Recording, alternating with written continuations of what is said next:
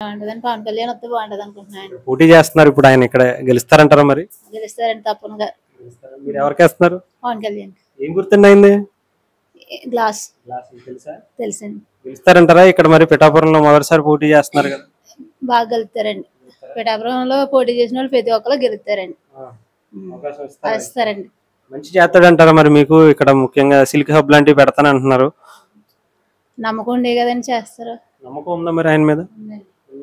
చూసారా ఆయన ఆయన మంచి చేసిన కార్యక్రమాలు ఏమన్నా మంచి చేసిన సొంతగానే ఇస్తారు? చూడలేదు కదండి, ఇప్పుడు నుంచి చూద్దామండి, ఒకసారి ఛాన్స్ ఇద్దామండి.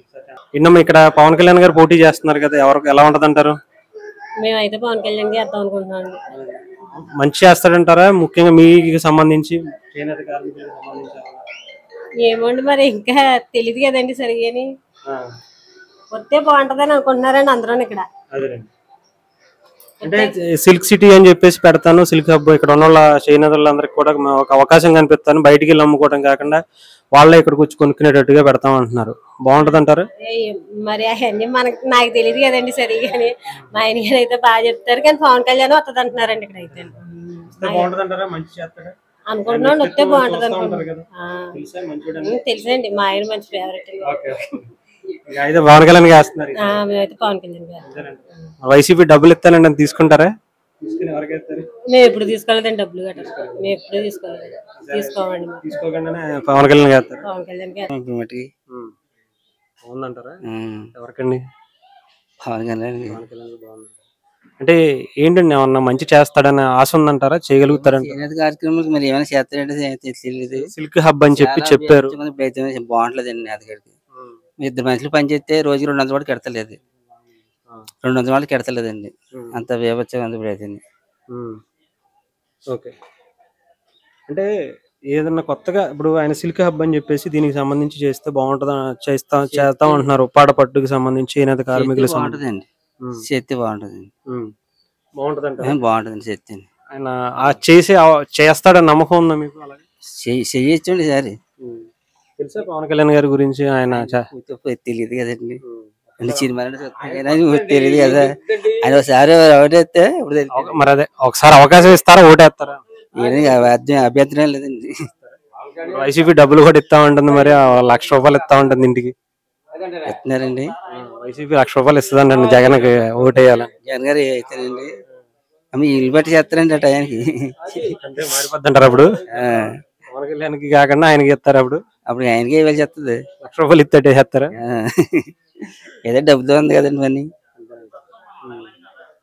ఈయన వస్తే మాత్రం మరి ఒకసారి చూస్తే తెలుస్తుంది. మరి చూడకుండా మనకి మాత్రం ఏం పూర్తిగా తెలుస్తుందండి.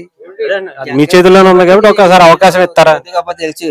ఈయన వస్తే ఏమైనా మళ్ళీ మారుతుంటే చూడండి బాగుంటది అంతే. చూస్తారా మరి? అవకాశం ఇచ్చి చూస్తారా? ఆశ పెడుతున్నా మరి.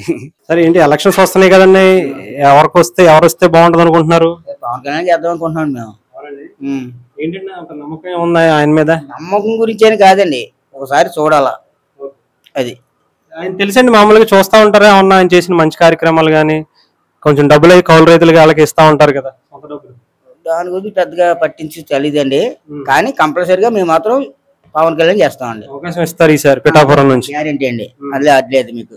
ఇక్కడ మరి సిల్క్ హబ్ లాంటిది కూడా ఇక్కడ పెడతాను అంటున్నారు మళ్ళాంటి వాళ్ళు. ఇప్పుడు చేనేత గురించి ఆల్రెడీ సిల్క్ బ్యాండ్ కంపల్సరీ ఉంటేనే కానీ ఇక్కడ నేతగాడు ఉన్నాడు కూడా దారి లేదండి ప్రస్తుతానికి.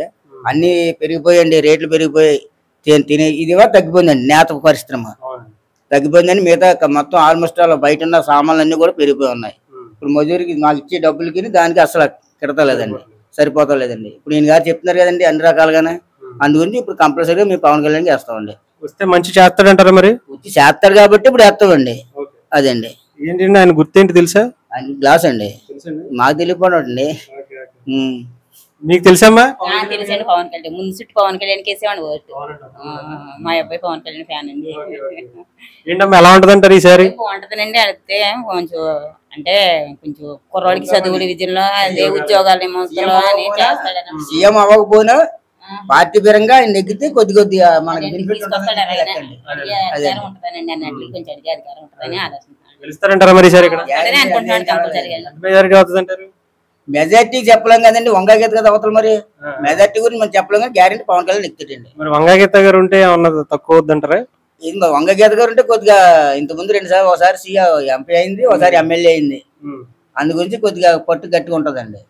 అందుకని గెలిచేది ఎవరంటారు? గెలిచింది మాత్రం పవన్ కళ్యాణ్ అండి, గ్యారంటీ. పిఠాపురం మాత్రం గ్యారంటీ పవన్ కళ్యాణ్. మీకేమనిపిస్తుంది? నాకు అలా అనిపిస్తుందండి, పవన్ కళ్యాణ్ వస్తాడు, గెలుస్తారండి, అన్ని తేడా లేదండి.